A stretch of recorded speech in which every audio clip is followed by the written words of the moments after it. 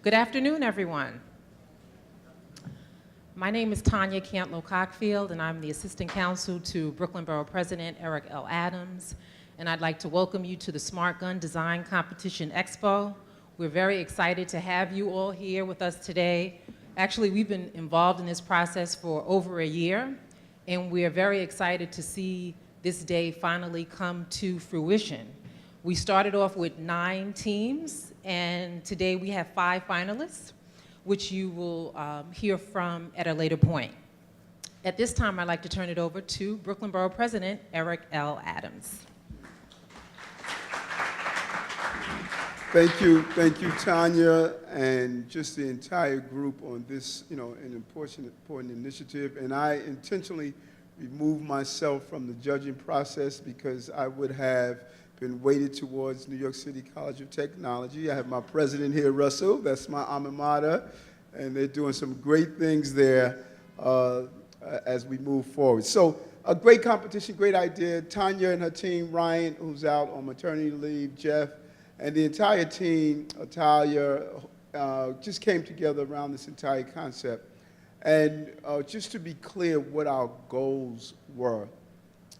I believe in the butterfly effect. When you put things out in the universe, the wings of the butterfly would cascade throughout the entire country, if not the globe. Smart gun technology is something that our young minds could do and could obtain. We just need to put it out in the universe and give them the resources to do so. And you look over all of the great inventions and all of the great discoveries, it started with an idea. And once that idea is planted and the seed is planted, is nurtured with some of the great institutions we have in this city and in this country, and particularly in this borough, I believe we can find a solution of smart gun technology. Just think about it for a moment. And I think President Barack Obama made it clear when he shared at his town hall. Technology has impacted every aspect of our lives. I grew up on Dick Tracy cartoons and say, one day can you actually have a phone on your watch and look at someone on the phone and talk to them? It's hard to believe not having a phone on your watch and looking at someone and talking to them. So any obstacle that seems complex and difficult is obtainable and reachable. And that was the purpose of the smart gun technology. And then it's therapeutic for the students. The gun-related deaths, accidental or criminal in nature, it disproportionately impacts young people. I don't know too many college students that can't tell you the loss of a loved one. I don't know college students now that have internalized the Virginia Tech shooting, and each time they hear a siren, they're worrying about is SWAT going to storm their campus to look for an active shooter. Right here today, we're having an active shooter drill because it has become part of our life that any day, any time, our lives can be traumatized by the use of a handgun. And something that's often overlooked, 2/3 of the people who are the victims of handguns-related death are dealing with either accidents or suicides. Those are horrific numbers.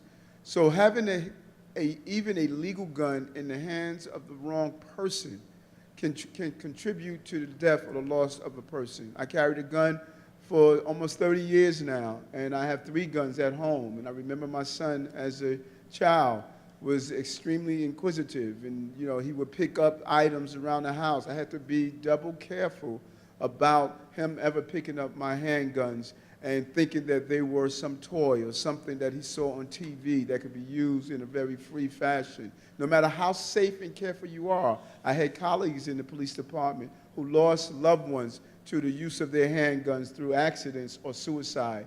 So having the right gun in the hands of the right person to use at the right moment is a technology that we must embrace, and that was the purpose of this competition. $1 million is a lot of money. Even though the cost of items have gone up substantially, something about that term $1 million, it just still seems to ring, and we wanted to show how much we thought this competition was important. So I want to thank our jurists who came together. New York is Against Gun Violence, Rebecca Fisher.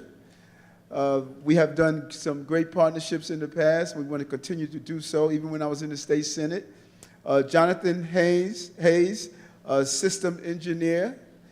Can you just show yourself so people can see when I call out your name, if you're here?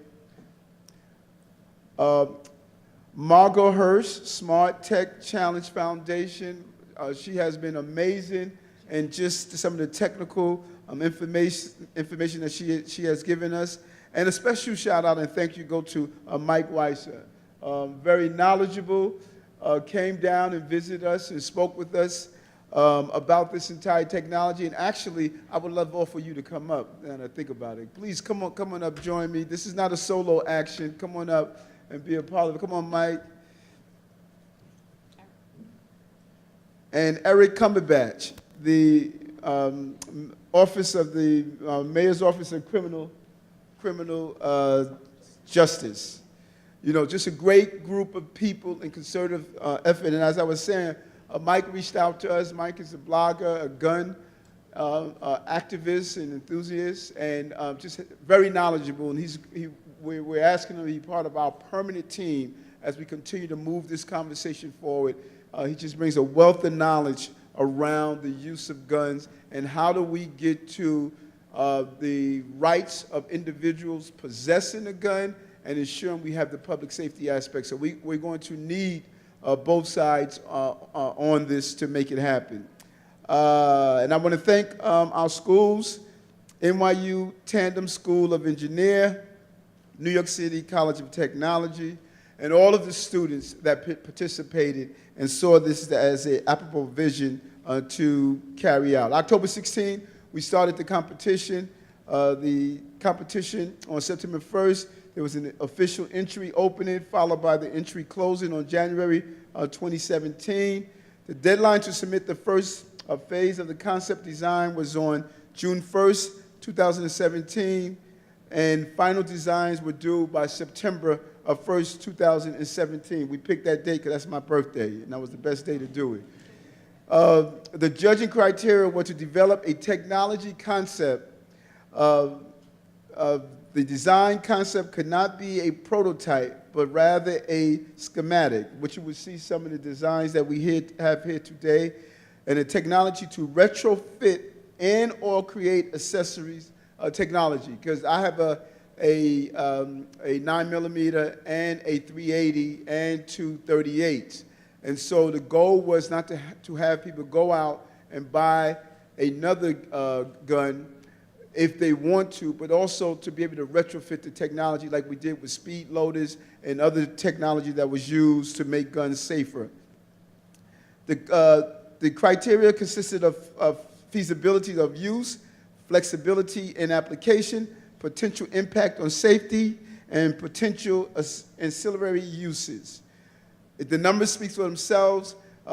In the last 50 years, guns have killed more people than all of the U.S. wars combined. So we're really trying to take a bite out of something that impacts the lives of Americans in a very real way.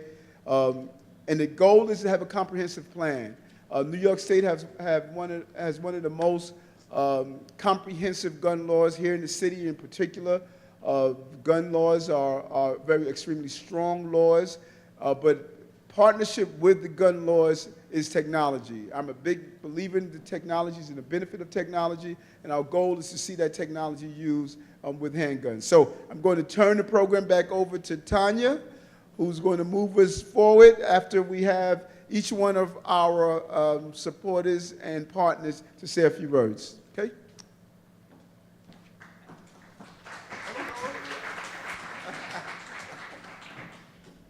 So as the Borough President mentioned that we had jurists that helped us make a decision today, and we have two of the jurists here with us, Rebecca Fisher from New Yorkers Against Gun Violence and Eric Cumberbatch from the Mayor's Office of Criminal Justice will bring a few words about the competition. Thank you, Tanya. Hi, my name is Rebecca Fisher, and I'm the Executive Director of New Yorkers Against Gun Violence and New Yorkers Against Gun Violence Education Fund. New Yorkers Against Gun Violence is a statewide organization. We advocate for policy change and practices at the local, state, and federal level. And our education program is a preventative education program that is in public high schools around New York City. I want to thank Borough President Adams for his leadership and for his dedication to reducing gun violence here in Brooklyn and around New York. On behalf of New Yorkers Against Gun Violence, we thank you for your unwavering commitment to advancing smart gun technology and your office's proactive partnerships with gun violence prevention advocates, law enforcement, lawmakers, experts and engineers, and students. It's also a privilege to be here with our fellow jurists from the Mayor's Office of Criminal Justice, and also all of the impressive finalists in this smart gun competition. Each of the finalists in this competition submitted innovative, well-researched proposals that have the potential to prevent and reduce gun violence in New York and across the country. We're losing over 30,000 Americans a year to gun violence, and although New York State, as the Borough President said, has the third lowest gun death rate in the country, we're still losing too many New Yorkers here in New York City and around the state to guns.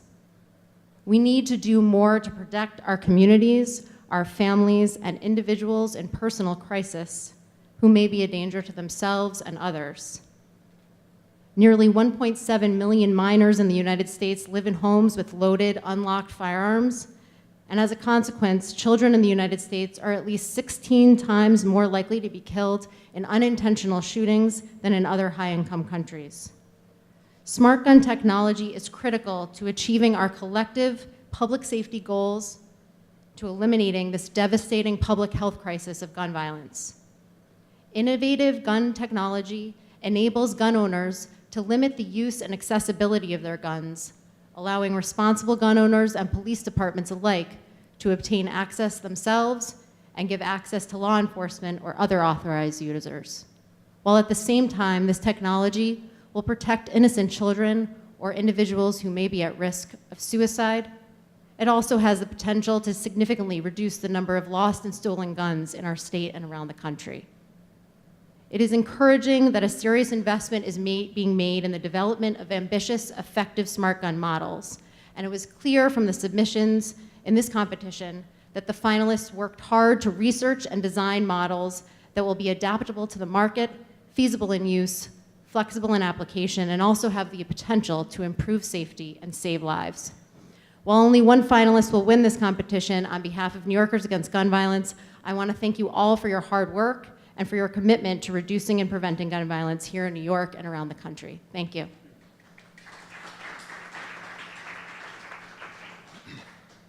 Good afternoon. The launch of the Mayor's Office to Prevent Gun Violence last February was a true testament to the power of government and community working hand in hand to promote safety, synergy from within. The Office to Prevent Gun Violence coordinates, amplifies, and organizes community-based efforts to develop and deploy innovative strategies to continue to reduce gun violence citywide. We do this by working together with our justice partners, community-based organizations, clergy, residents, and credible messengers to meet the complex challenges of gun violence, which are multifaceted and go way beyond the gun. Gun violence in New York City has dropped to 30-year lows, and driving it down further will require innovative strategies that include law enforcement and extend beyond to engage residents and neighborhoods as partners in co-producing public safety.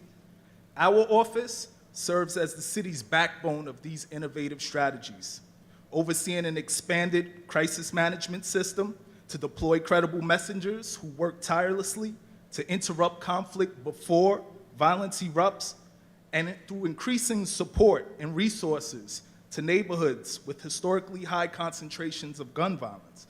To drive gun violence down further, we need to embrace innovative strategies like technology and community-based solutions to our already strong and effective data-driven approaches.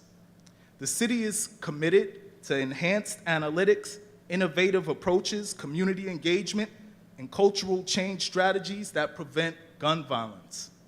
In closing, the Mayor's Office of Criminal Justice applauds Borough President Eric Adams, all of the individuals who submitted such quality projects, for holding a competition to develop critical firearm safety features and we also look forward to congratulating the winner. This competition was another effort to invite all New Yorkers to become our partners in making it clear that gun violence has no place in New York City. Thank you.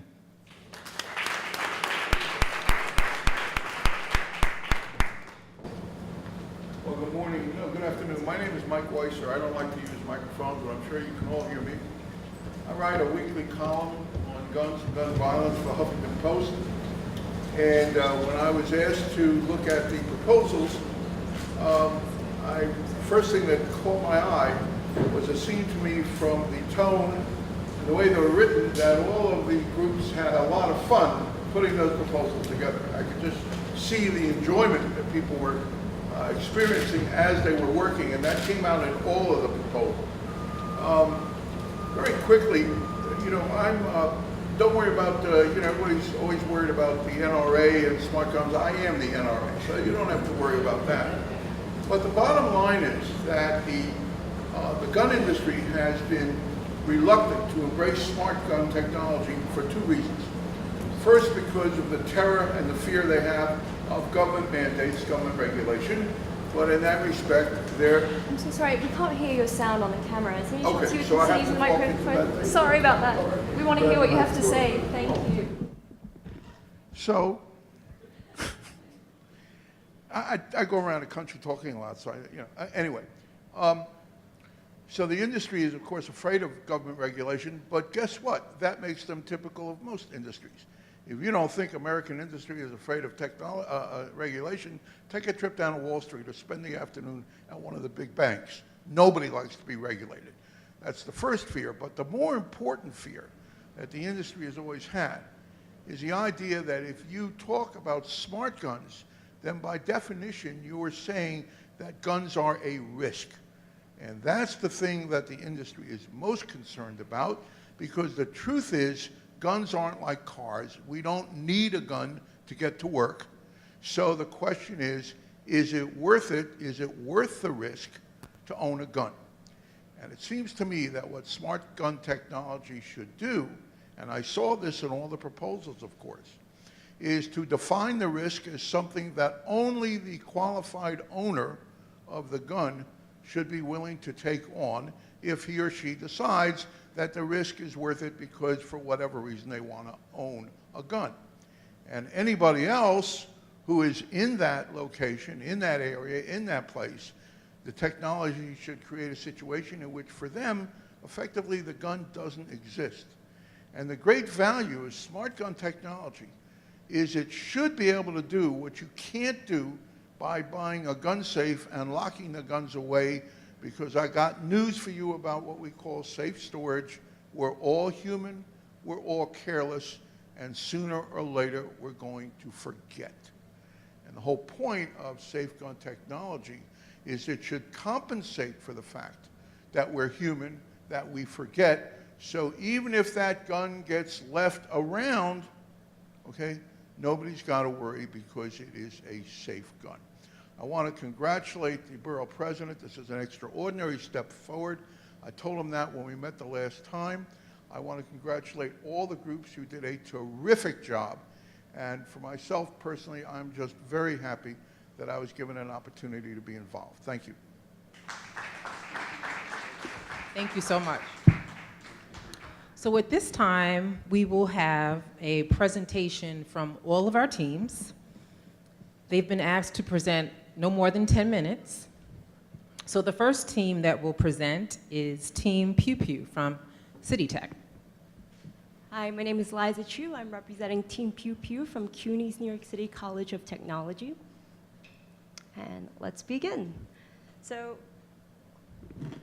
we performed a number of research on the problem with gun violence. The number one issue that we found is that there's a lot of firearms in the US. 310 million in total as of 2009, and that accounts for 1.25 firearms for every one American adult. Additionally, 20% of all recovered guns were part of bulk purchase. And if you look into the statistics, the majority of Americans actually support laws that will limit the bulk purchases of firearms. Guns are additionally hard to trace. 79% excuse me, 79% of guns are harder to trace once they leave the state of Virginia. And additionally, more than half of the states in the US do not actually require live fire training in order to have a carry license.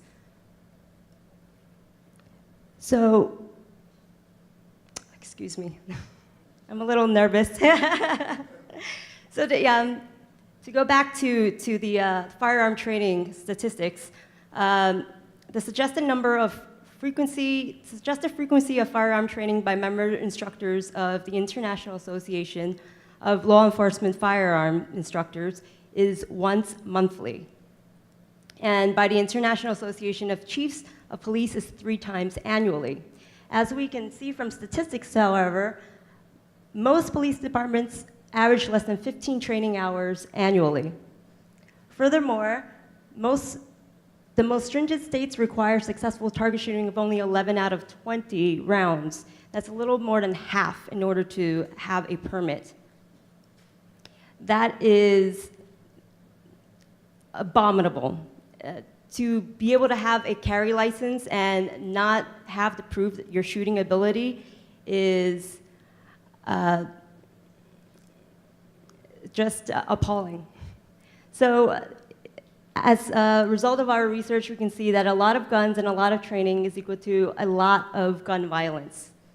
The solution to a problem, basically, we can see that in order to tackle the idea that there are a lot of firearms in the US, we have to create a unique identity for each firearm. And we have to limit the ability to make bulk purchases.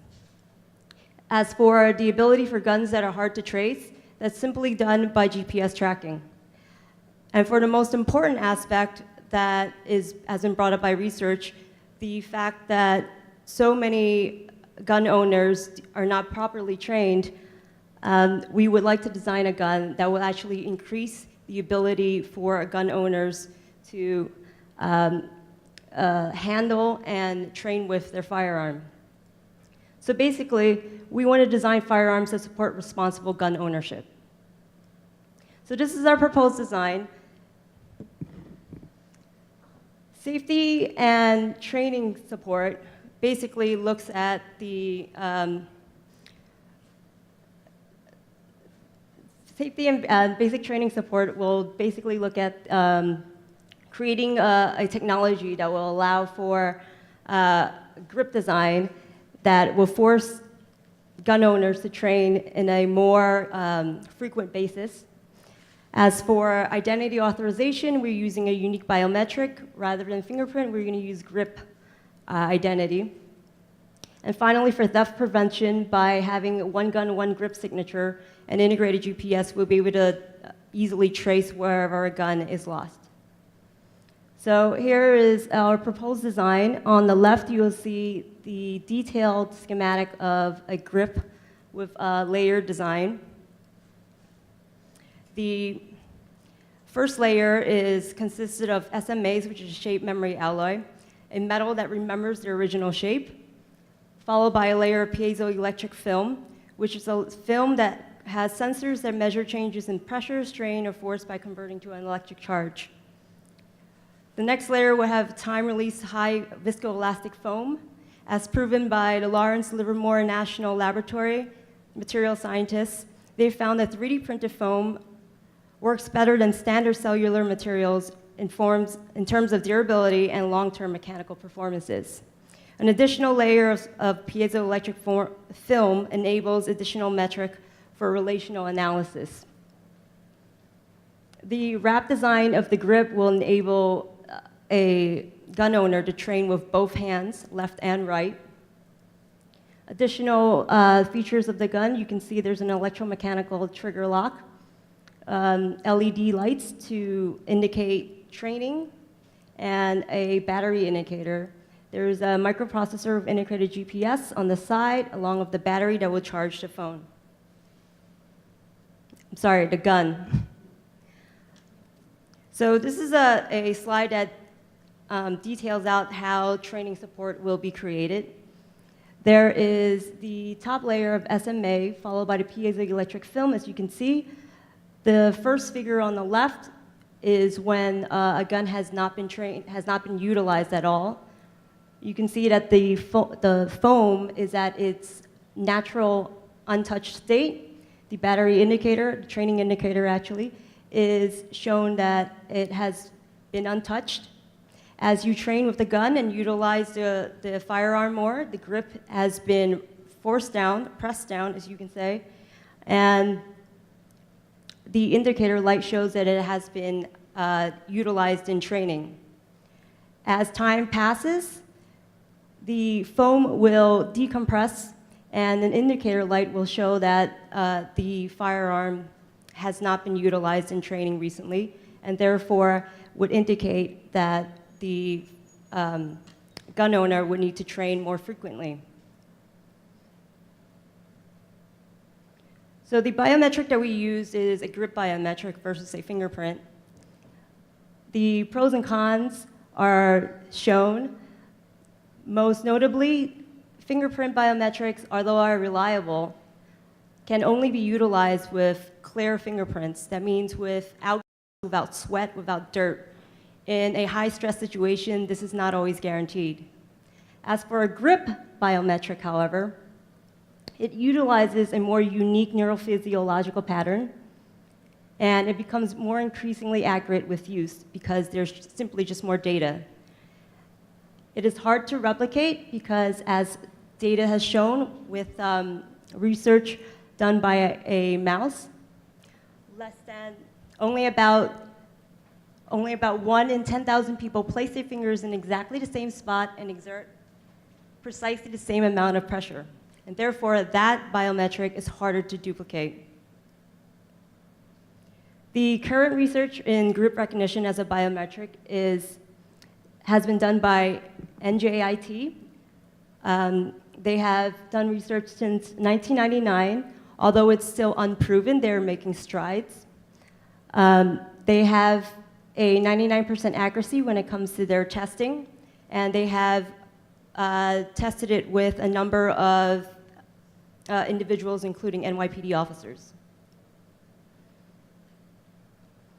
The difference between DGR versus the grip recognition system that we are proposing is the data that basically is collected. DGR utilizes 2D data versus our proposal will utilize three-dimensional data. Basically, with more data, you get more reliable identification. Volumetric pressure patterns versus 2D data of depressions on a flat surface will equate to more accurate identification of an individual and allows for accurate identity authorization, especially with extensive training.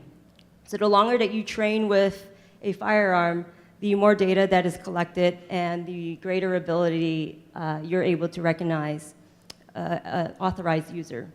Additionally, since it's using three-dimensional stochastic processing, you would be able to utilize 2D data in order to create a fail-safe within the gun. That means that you can just utilize a pattern or a combination of finger depressions in order to unlock the electromechanical lock. So the advantages of our proposal encourages increased handling with a firearm, which is a major problem within the US. It encourages situational training because as with the more training that you use, that you engage in, the more data that you have in order to correctly identify an authorized user. Additionally, because each gun has its own unique grip signature, it forces owners to utilize single firearms, which is a major problem when it comes to bulk purchases. And finally, because it's a unique biometric and allows for additional data, we would be able to accurately identify individual. So finally, we would like to close with the fact that no technology is foolproof, and that with great power comes with great responsibility. And thank you to all the additional contributors to our presentation.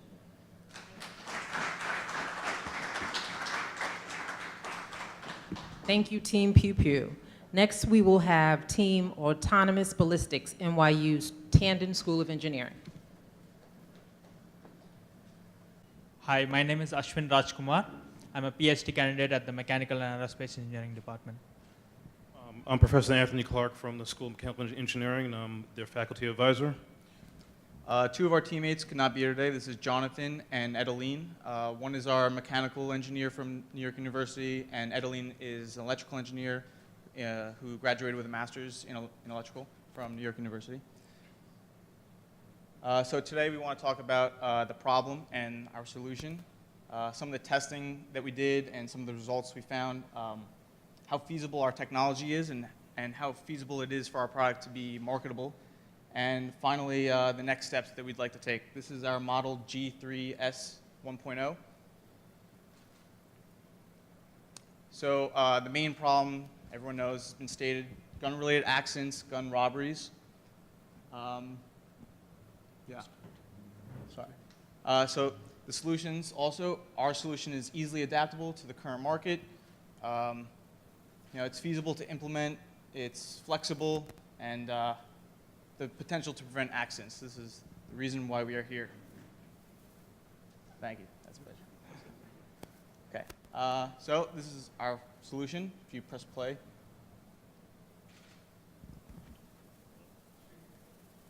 Because, yeah, just touch the screen. Yes. Okay, so this is our biometric holster, and the materials are to be specified, but we plan on using a nylon 610, similar polymer to the Glock. So this is just a quick animation.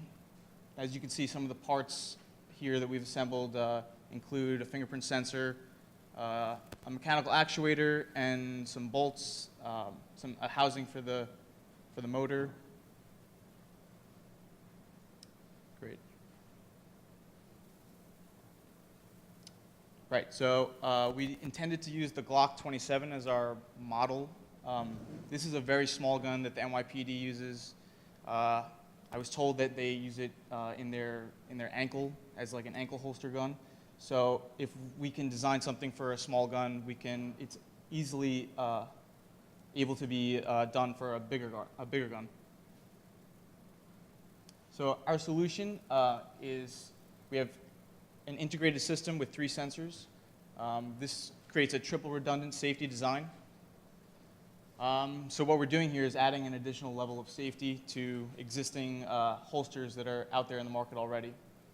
As you can see, the 3 steps to our security system is a fingerprint technology, and RF ID, and then a voice control that can bypass all 3 of them. Finally, we've implemented a mechanical override system. The system consists of 3 levels of hierarchical security. The first one is a fingerprint sensor, followed by RF, active RF, then third comes the voice recognition. So our product completely consists of a smart holster and a wearable device. The smart holster consists of a actuator that prevents the gun from coming outside, and the microcontroller in the smart holster acts as a brain that records the fingerprint of the individual. Both the device seamlessly connect with a smartphone interface, wherein the user can identify the battery level of the system entirely. And the wearable device has a microphone for voice control, and active RF technology enables proximity sensing. Right. So, quick play. Oh. One more time. There we go. Up. Got it, got it.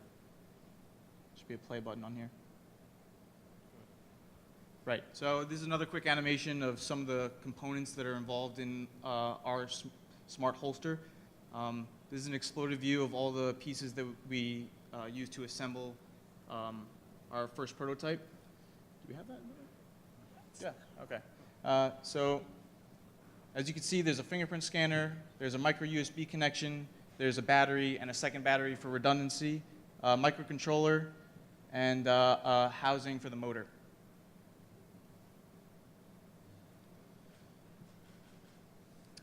So the first level of identification is our fingerprint scanner, and this works from a confidence level base. So there's a high confidence level, there's a no confidence level, and then there's a low confidence level. So obviously the high confidence is absolutely you. You've been authorized and identified by the fingerprint scanner and the controller in the system. And the no confidence is definitely not you. None of the points match up to be you. But a low confidence will actually deem your fingerprint indeterminate. So you are not authorized, and neither are you authorized. So at this point, we'll go to the second level of security, and this would be the RFID chip that the user is wearing. So in the case where your hands may be wet, or you have dirt all over you, or whatever the case may be, the fingerprint sensor will be bypassed by an RFID proximity. So if the user is within range, you will bypass the fingerprint if you are within the low confidence level. Finally, the third level of actuation of the motor will be from the voice command. The user has the ability to choose his own voice commands, his own frequency. This is done by user interface. And so if you are not in range or there's some sort of malfunction, you can voice command your system to open. And quickly, this is just the simple view of our mechanical system. The system opens and closes from a mechanical lever from 0 to 90 degrees. So green is in a 90-degree vertical position. The gun is allowed to be released and used. In the closed position, it actually blocks the trigger guard of the gun. So it's, that's how we're going to stop the gun. And this is just a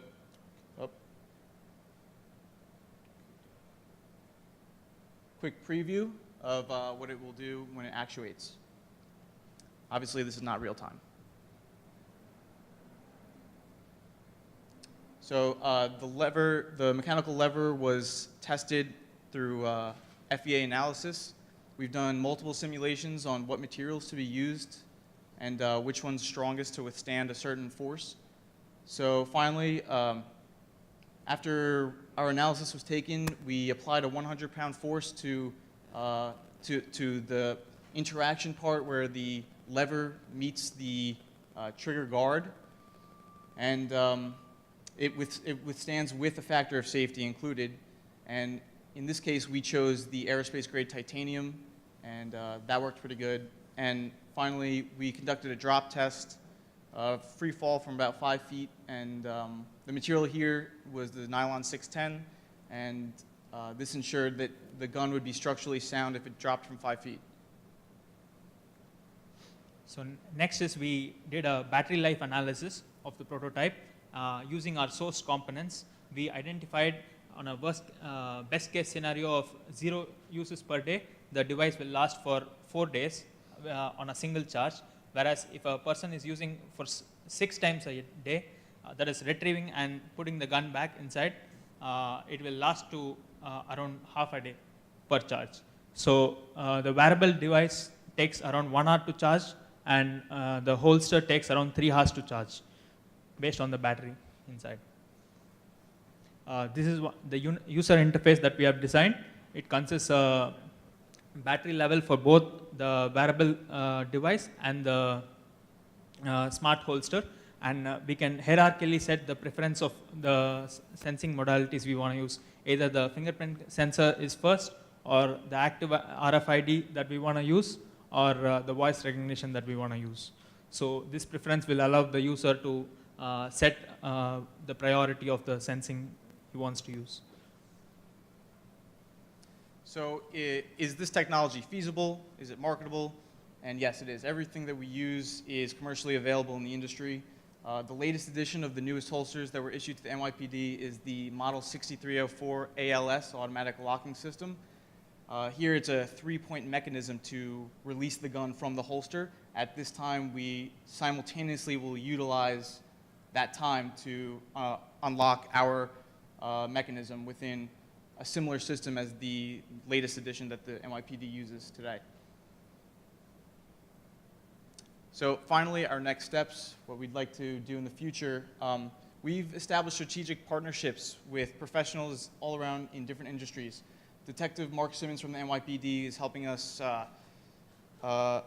make new training procedures for the newest issued holsters, which they have for every issued holster. Professor Anthony Clarke has 20 years experience in military aerospace electromechanical design. And Professor Nazir Mamon specializes in digital forensics, who can help us get the most up-to-date fingerprint scanner that the market can offer. So our product is a platform. We intend to expand on this. Rifle attachments, biometric safes with biometrics holsters lined up. Only individuals who are authorized can grab their certified gun from these holsters and safes. Glove recognition, a special glove that anyone can use to access their smart holster. Swifter user interface and getting to the market, and finally doing tests and validations on our product. Thank you, everyone. Thank you, Team Autonomous Ballistics. The next we have is Team Intelligent Defense Systems, and this is Michael Wong, who's a former student of Pratt. Hi guys, my name is Michael Wong. I am Team Intelligent Defense Systems, and this is my presentation. So, we know that smart guns already exist right now. The technology is not really new. The question is, why have they failed? We've got a few prime examples right here. Here's the biggest one right here, is the Armatix AP1. This one came out a while ago, but there's a few problems with it. It doesn't meet the requirements for a service pistol, really. It's got a bad trigger, it's not very reliable from the testing, and it's chambered in .22 caliber, which is pretty useless for defensive situations. It's also incredibly expensive. It's a $1,400 pistol, and that doesn't even include the RFID watch right here that activates it, which is another $400. And not only that, this is a complete handgun. It requires a federally firearms licensed dealer to distribute it. So this gives a rise to a lot of other problems. We also have the other biofire technology. This has gotten a lot of press recently as well. One problem is not released yet, to be fair. I'm sure they're still working on it, that's fine. But from what I can tell from here, it requires a permanent modification of an existing firearm. People don't really want to modify their guns, and yeah, essentially that. And not only that, it uses a fingerprint scanner. And fingerprint scanners have a really poor reputation for reliability. And we're looking at a more reliable system right now is the iGun, put out by the person who actually owns Mossberg, the shotgun company. It's a pretty good system, but the problem is it's built into a shotgun, which is not a very popular defense platform. So the question is, or the thing is, we have to identify a real solution, and a real solution has to navigate gun culture in America and real user needs. So America has a very unique gun culture that has to be addressed and has to be understood. We also have to not lose sight of the fact that guns are lethal weapons. We have to design these to be lethal. We can't be thinking them first as safety products. People buy them because they want to be able to shoot somebody. That's just the truth of the matter. And so without market acceptance, no matter what we make, it's going to be useless. So there's 3 issues preventing smart gun adoption right now: viability, perception, and access. So number 1, viability as a service pistol. Gun technology is really slow to be adopted. 9mm semi-automatic handguns that we know that are very popular today were introduced in 1935, the Browning High Power. But they weren't adopted by US military until 1985. And in fact, the NYPD didn't adopt them until very recently as well, and they were still using revolvers. Right now, the most popular handgun in US civilian market was introduced over 100 years ago. And not only that, the most popular rifle was introduced in the Vietnam War in the 1960s. So the popular platforms that we use in this country for guns have been proven by military use. So we can't just introduce any old firearm and expect people to really want it. It has to have some kind of backing. So our users, military, police, civilians, also have excessive demands on the reliability of their firearms. If you go on YouTube, people review firearms, and they will throw them in the mud. They will drag them behind cars, and they will do all these ridiculous tests to make sure that they're reliable. And they do this because they, for some reason, require that reliability. And that is a unique part of American gun culture that has to be understood. So, combat experience has to be required. These are the most popular firearms in the United States. The 1911, introduced in World War I, retired in 1985, still very popular.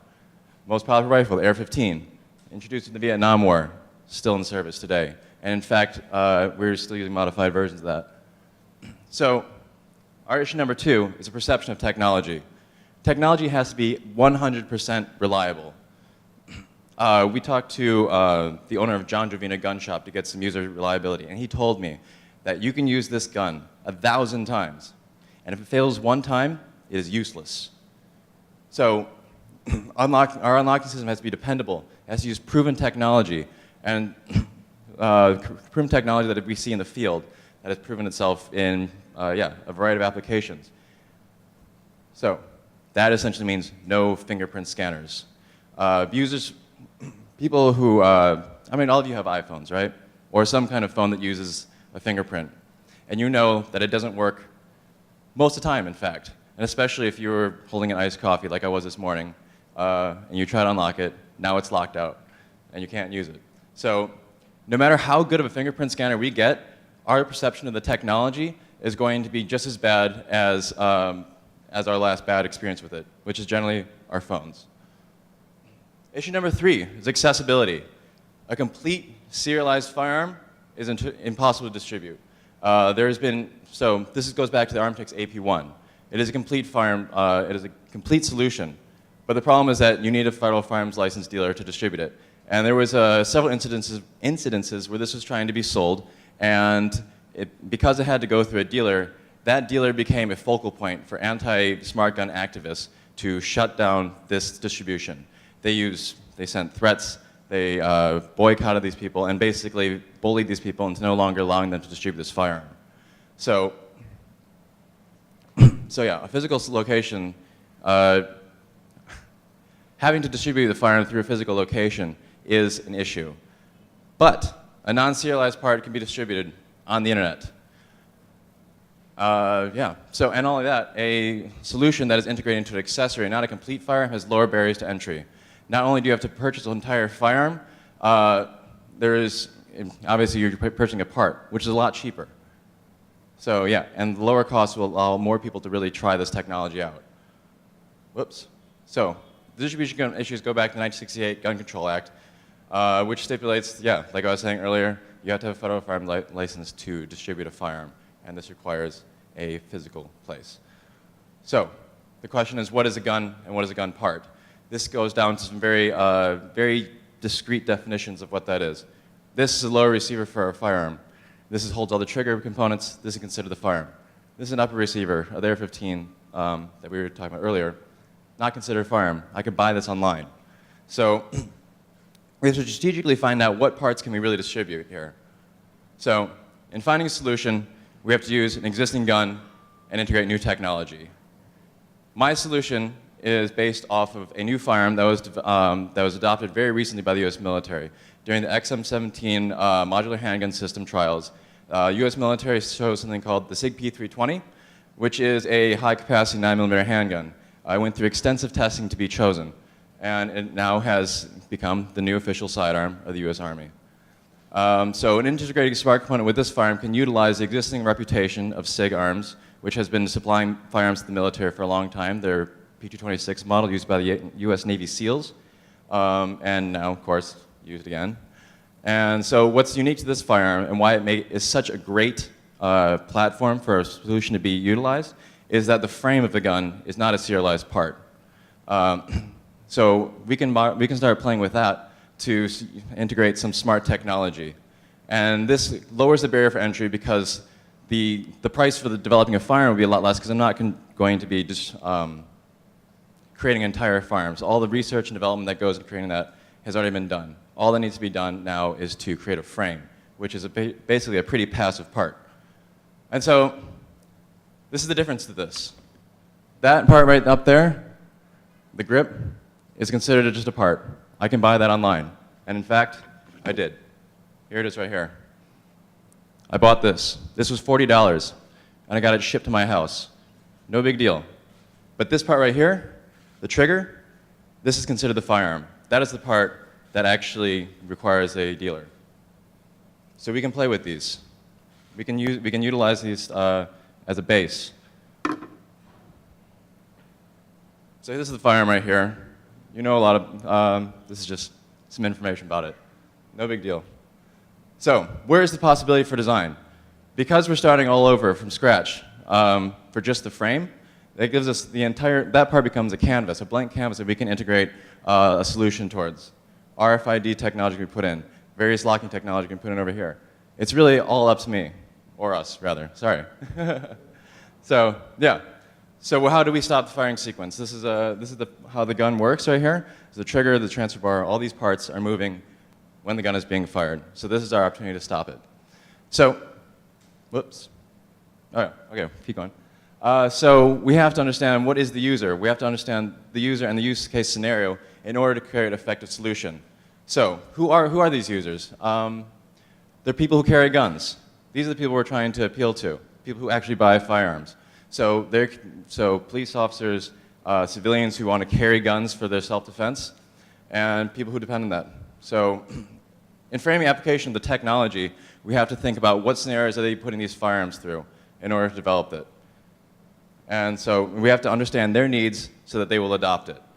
So what is the situation these things are deployed in?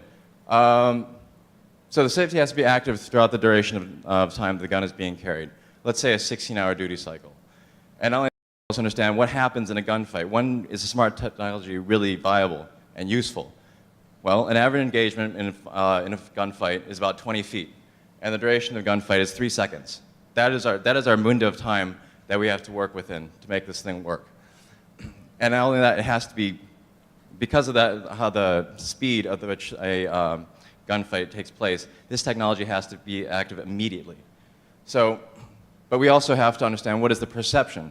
Going back to the perception of the technology, this gun has to be trained with, it has to be used, and during this use case in which the users are proving the gun to themselves, it has to never fail. So it also has to pass long training sessions in which the gun is being used. So the safety itself is a small block, and that block also provides tactile feedback. It's very important for the users to know that the gun is unlocked or unlocked. And so we have a small nub that sticks out when it's unlocked so the user can feel it with their finger. The locking mechanism itself is a tiny bar that fits inside of the frame that blocks the movement of the trigger. So this red part right here is being held in place by electromagnet, which is activated on and off in order to block the trigger. And this is the safe firing sequence right here. You can see when the electromagnet is engaged, this thing will move in the way of the trigger bar, and that will keep the thing from firing. And when the user has been identified, they will unlock, and which is the default state, and open up and allow the trigger to move, thus allowing the trigger to be pulled. And so, in terms of battery anxiety, there's a variety of electrical engineering tricks we can do to lengthen the life of the battery, but I'm running out of time, so we'll skip that. Another part is the bracelet. It has to be so we're using RFID technology to unlock and activate the firearm. And what we have to do is have a bracelet that people will wear, but this bracelet also has to be something that is very discreet. Like the Armitex AP1 has a giant watch, which is ridiculous, and also lets people identify you as a firearm owner. Like clearly that guy is carrying a smart gun. A very unobtrusive bracelet, no one knows. A big part of concealed carry is the fact that no one knows you have a gun. And so any technology that gets applied with it has to be just as discreet. And so, yeah, like I was saying earlier, we're using RFID technology. It's used by the military. It's proven. It is activated immediately. And passive tags require no battery power, thus reducing the load in the system. So, yeah, use analysis, running out of time? Okay. So, yeah, this is the use analysis. RFID tags work within 80 millimeters. Yeah. We'll just wrap this up right now. Okay. So the issues that smart guns really face is not technological. It's psychological. We have to understand the market. We have to appeal to people who are actually going to buy these guns. Otherwise, like I said, it's going to be useless. So the solution that I'm proposing is a frame. And this leverages the existing engineering and research that's been put into a firearm that is currently in use with the U.S. military, and thus lowering the price, increasing the reliability of the final product. And like I said earlier, it's not a serialized part. You can buy it online. It's very accessible. It's very cheap, relatively. And yeah, so the lock mechanism employed is also very simple, and all of the technology in it is very simple. This is very important to people, because people who carry firearms value reliability over everything else. And that is what we are trying to appeal to. Thank you very much.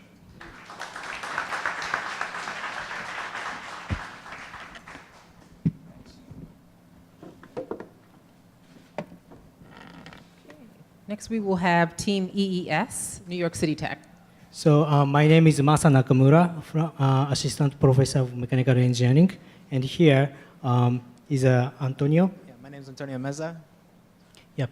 And we have the Antonio, Rantao, Ryan, Lisa, Jose. Yeah. Some of the members are already graduate, and some of team group member are find a full-time job. So today we're gonna present two of us. So this is a 3D image of the smart gun. So this is a holster, and this is a gun. And we have 6 features, mainly divided into 2, identification, authorization function, and the safety features, and the data acquisition, and the local storage. And then go to the infrastructure, which is the wireless networking, data transfer, and remote storage, and remote authorization, and data analysis.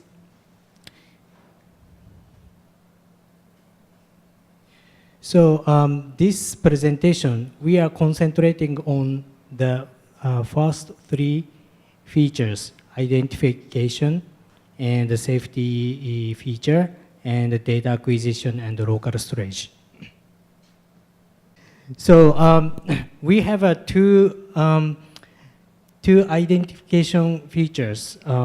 One is the fingerprint system in the holster, and the second is gesture of smart gun. So let me explain the fingerprint system in holster first. We have a fingerprint scanner system here, and then when we authorize, the gun is ready to use. So the bar is moving like this, and then we tested the this holster design using the plastic plate and a small motor, servo motor, and a touch sensor, not the fingerprint this time. But this is a demo, not a prototype or physical model. So the blue one is a battery, and here is a controller, and the micro servo is here. So we tested it and programmed it, and it's very works very well. So let me show you the demonstration.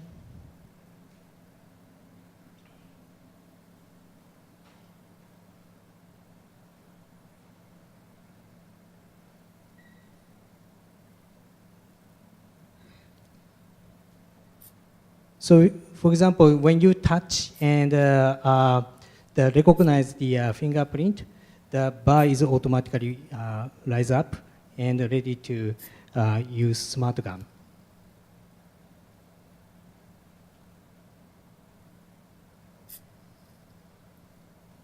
And I programmed it using Python.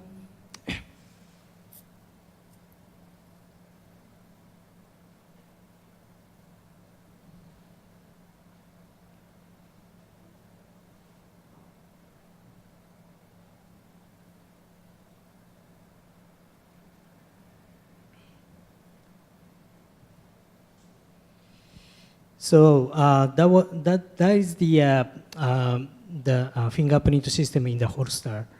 And this is the gesture of smart gun. We put the gyro sensor, acceleration sensor, and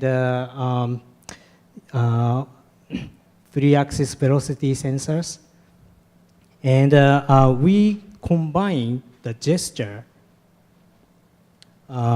using the gyro sensors. For example, this is a good example. Starting from here, and 45 degree, and going back within one second.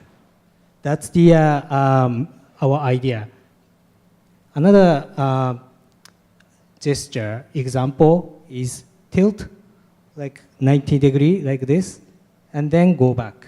So those kind of small combination will work as a password.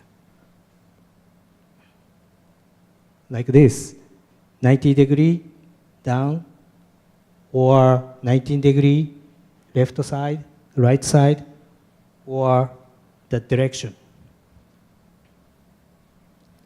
So again, we made the plastic plate and putting sensor and motors, and we tested it, it works or not.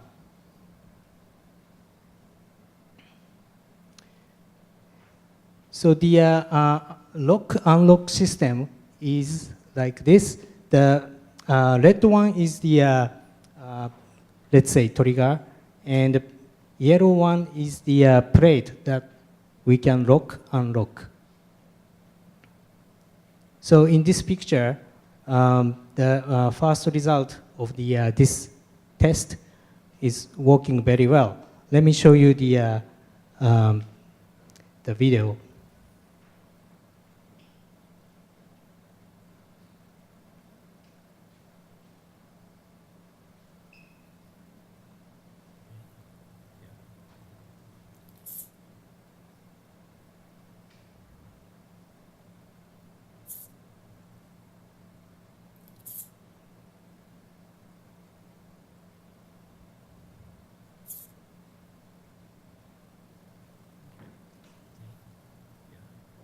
So this is just a vertical movement, and the sensor detect the movement of user's hand.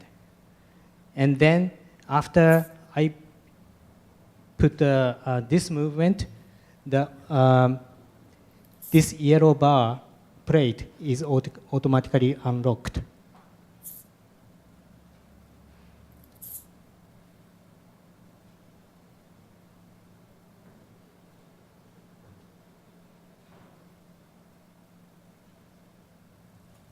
And here is another example. If I tilt 90 degree,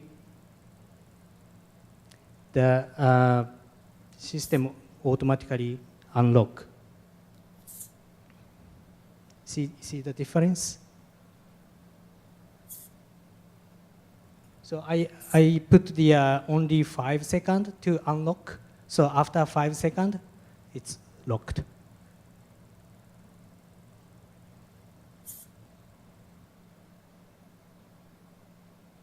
So let me go back to the slide.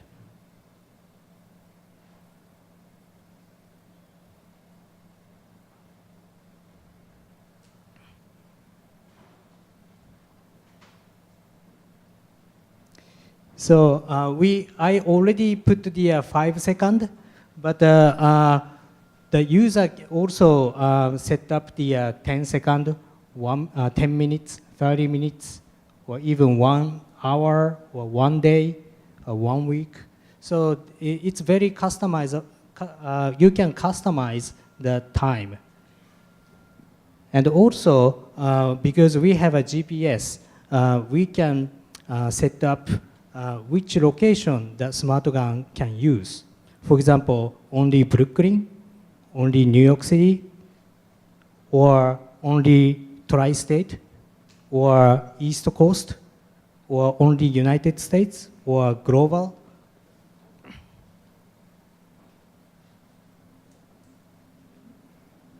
And the second feature is safety feature. So I see a lot of people, especially the children, are using the gun accidentally. So this is the something that we want to reduce, and also use suicide. So I check the how to do that, and check the picture. So here, here, here, or here. So we put the distance sensor in front of the gun and detect if it's too close, it's automatically locked. So this is the demo.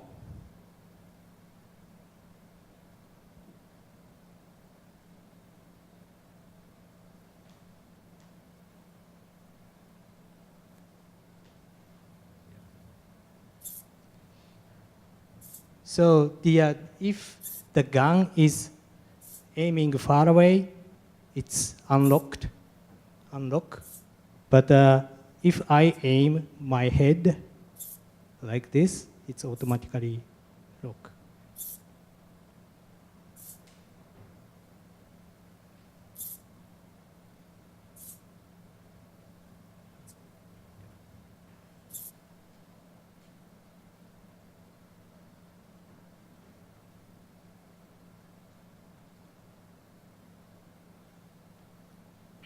Okay. So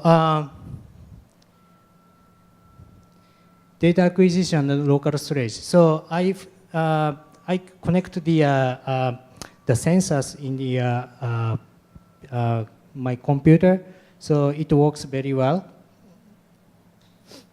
And the GPS, I also check the GPS. Unfortunately, I don't have any video right now. But if we put the J Street is a boundary, and if you go to the this side of the J Street, it's locked. Or if far from the college, it's unlocked.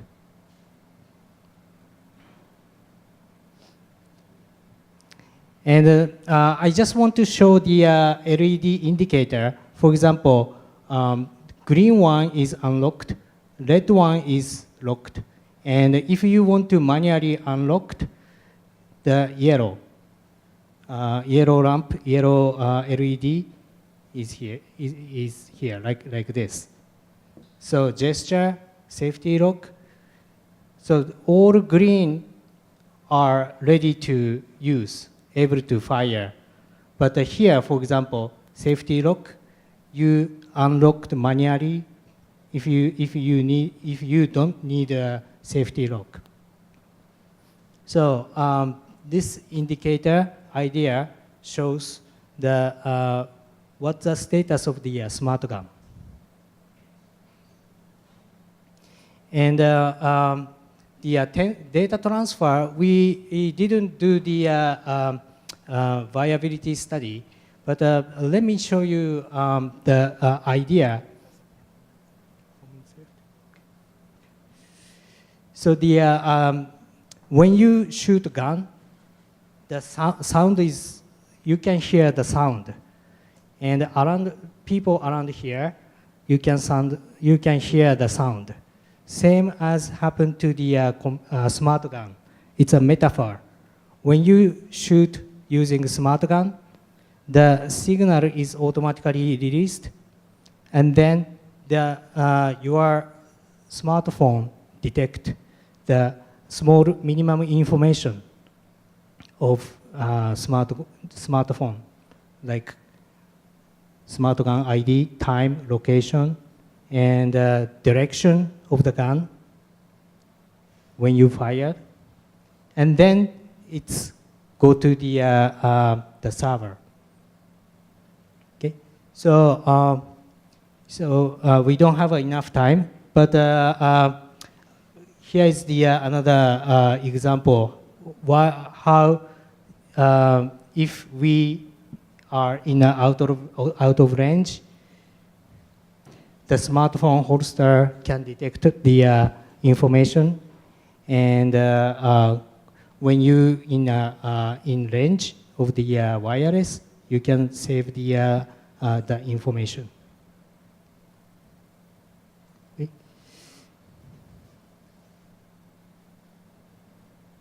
So this is a remote authorization. You can assign the authorizer and remotely unlock. You can do that. And data will be accumulated so that you can analyze the data, even though it's big data.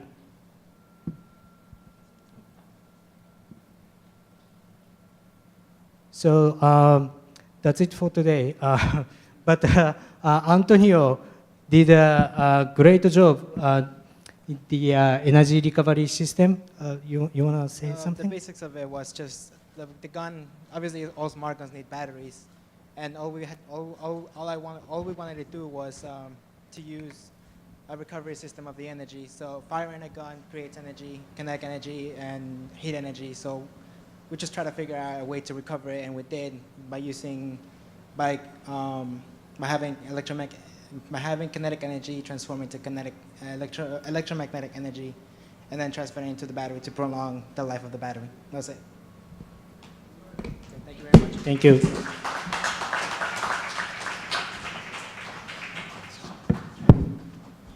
Thank you again. So our last team is Team SmartFire, New York Tandon School of Engineering.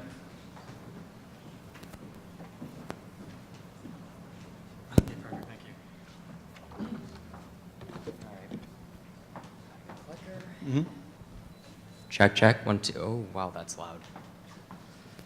All right. Let's go. Hi, I'm Richard Vell. My name is Eric L, and this is SmartFire Technology.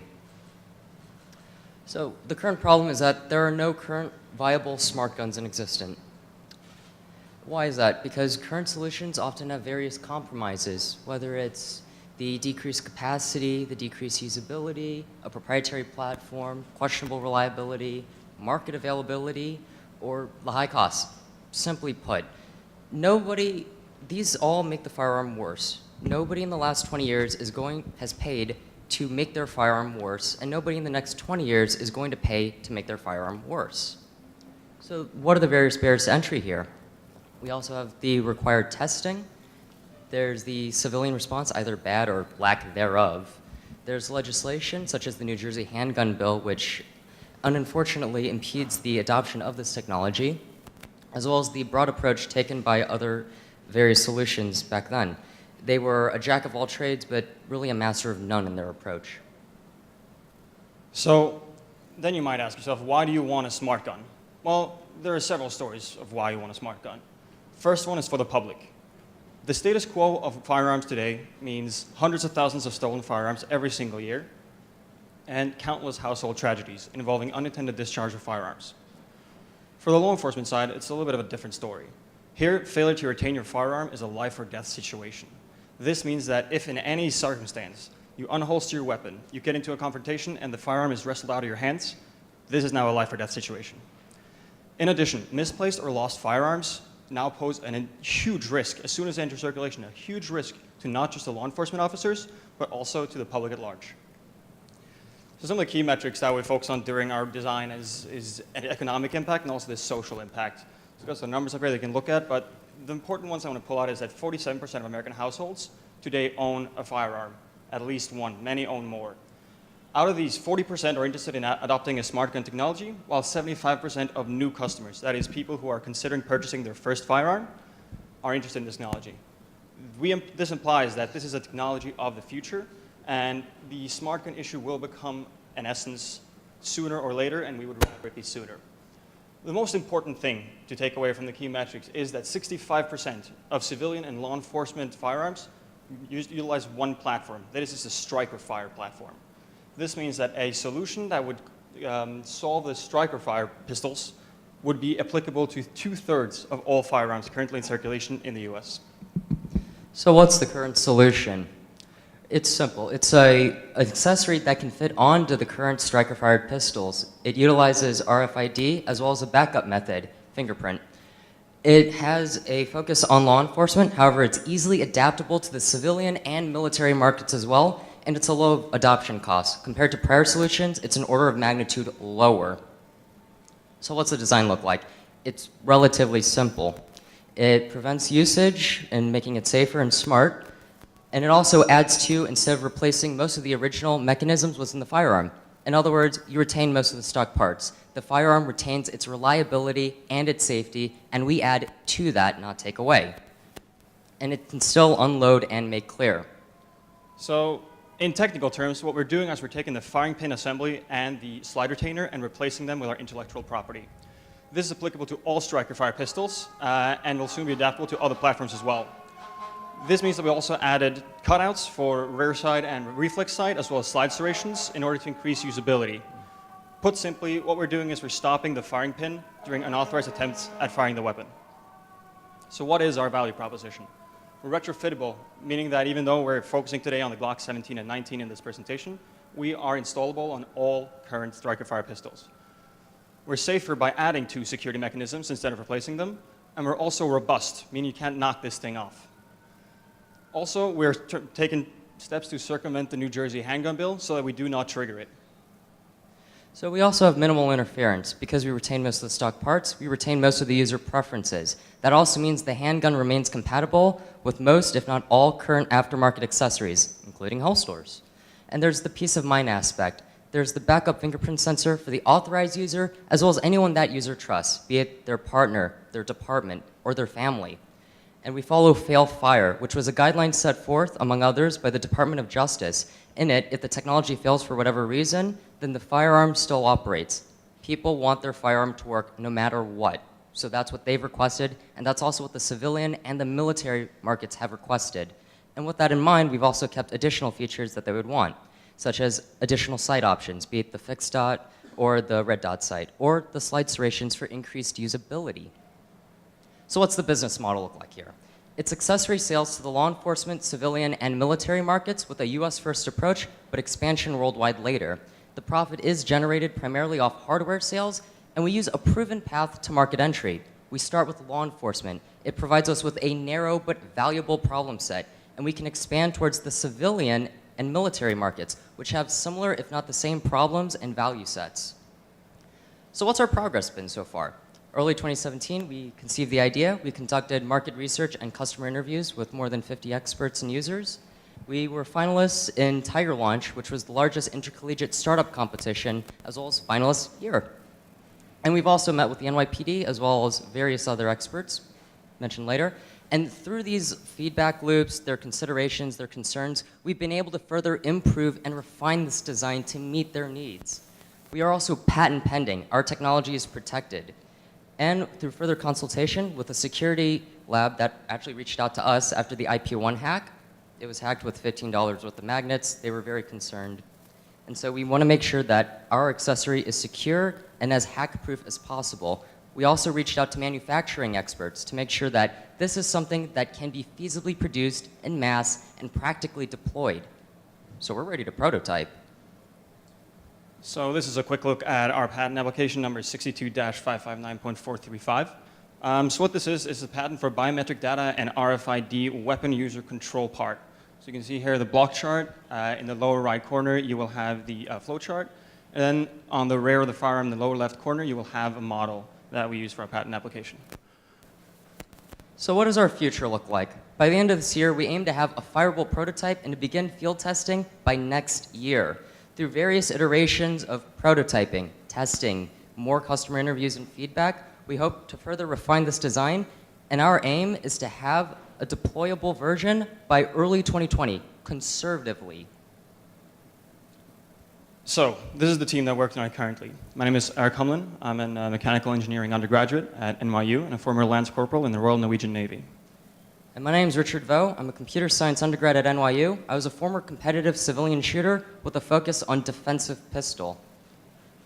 And I'm David Leffer. I'm their professor and mentor, and I teach innovation and entrepreneurship. I also happen to have been a NYPD auxiliary police officer. So the Washington ceasefire group, Board President Ralph Fascitelli, he tackled the gun issue and explained it as a multifaceted issue. It's not simply technology, it's also politics, public safety, finance, etc. In order to make progress and be effective in the gun safety issue, you have to tackle all of these issues. There are multiple players at hand. This is really the summary of our presentation. We hope that we have convinced you today that we have taken all of these concerns into our consideration to create an effective market solution at the gun safety problem. Thank you for your consideration. Thank you.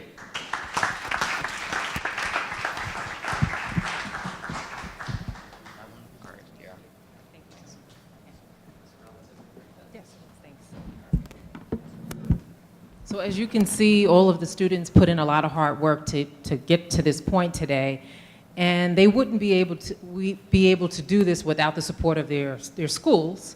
So at this time, I'd like representatives from City Tech, the president, Russell Haltzer, if he could come up and say a few words, followed by Sayer from NYU School of Engineering. Well, good afternoon, everyone. This was inspiring. Let me be brief. First of all, I want to congratulate the Borough President for his insight and wisdom here. He created a contest to which there are no losers because we're all winners today. As a result of the efforts of our students and their mentors, we've seen a range of technology that boggles the mind for some. But that technology marches forward. He did something else, forgive me. You took this problem to our students. You took it to Brooklyn, you took it to people who are studying and do not yet know what's impossible. They have no concern about something being impossible, and so they end up giving us more possibilities. And when you combine these possibilities with the advances in technology that we're all experiencing, we come out with some really, really positive results that will get us to the point where we can reduce gun violence. And so I really want to congratulate all of the students that are here today and all of their efforts. As you can see, there's a wide range of thought that's gone into this and some really incredible, thoughtful outcomes. So my congratulations to all of you, and back to the Borough President for his wisdom in sorting this out for us. So congratulations to everyone. Thank you.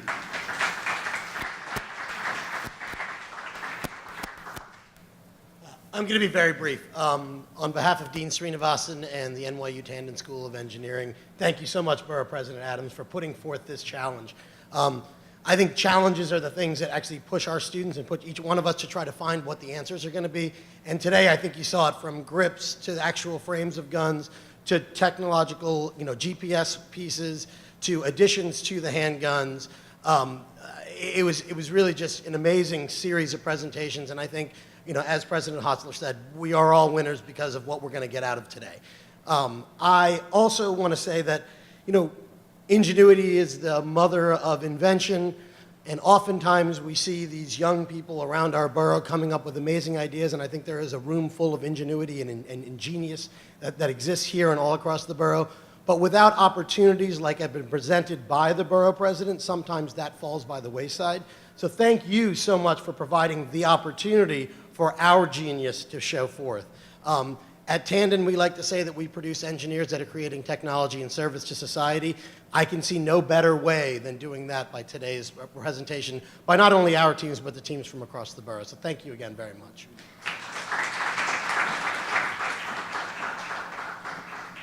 So the moment we've all been waiting for. The Borough President, if he could come forward. The announcement of the winner. Thank you, thank you. And I think that, first of all, I was amazed by all the presentations and their mentors. And there was just something else. I was just really impressed with the delivery. We're seeing some bright smart, articulate young men and women who understand the issues and can articulate them. I mean, it was extremely impressive. You know, I just really hope that you stay in school until I can finish my term so you don't try to run for borough president, you know? And then something else, there is no device that the original concept went all the way through without borrowing from other concepts. While one person was trying to figure out how to put air in flight, there were folks all over the globe figuring it out, and they borrowed from each other. Con Edison, he may have gotten the original patent, but there were a large number of people who were also focusing on the idea.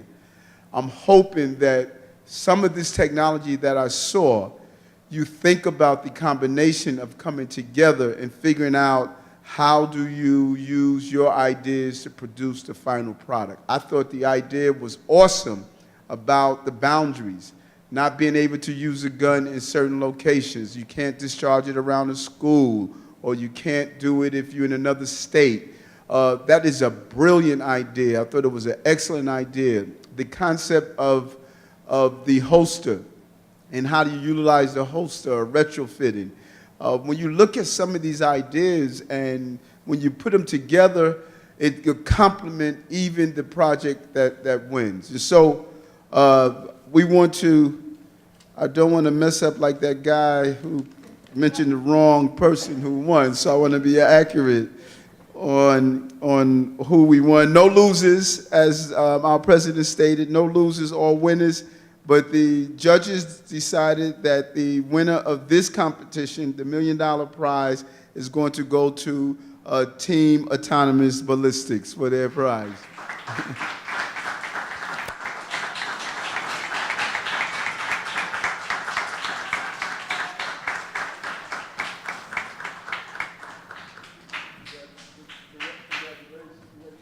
Something else I want to point out, President, that you always talk about. Did you notice the diversity in the teams? It is the comprised diversity of our borough, a borough where 47% of the people speak a language other than English. That's the diversity that's going to make this a winner. Thank you very much. Give it up for them again.